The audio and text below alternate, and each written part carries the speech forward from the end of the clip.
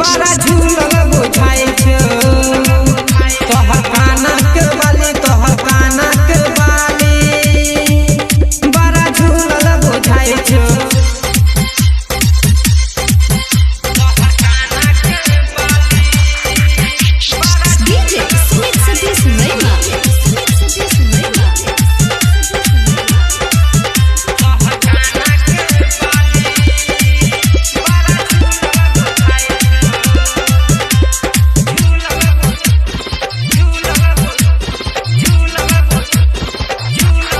छोटे तू छौरी अब भेला जबान कहे कते छौरा के करलही नेबान छला छोटे तू छौरी अब भेला जबान कहे कते छौरा के करलही नेबान जिला मधुबनी हिलबै छ काटी बाजार हिलबै छ सब छौरा के देख जन होटलाली लगबै छ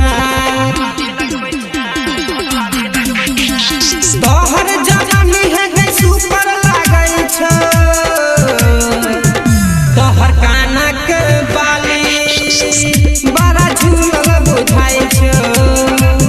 तोहर काना के बाली तोहर काना के बाली बड़ा झूलल बुझाई छ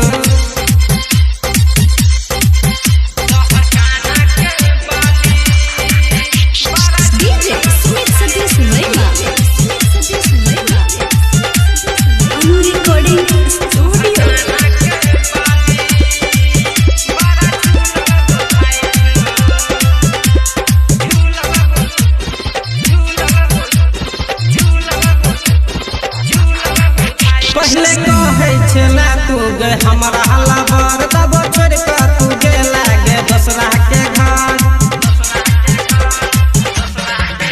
पहले कहे छला तू गे हमरा लवर तब छोड़ के तू गेला गे दूसरा के घर माटी चोरी पत्ते बान कहे छो दुर्गेश के बात मन अब नहीं जीतो तोरा बिन सुन ले गई हमर जान राइटर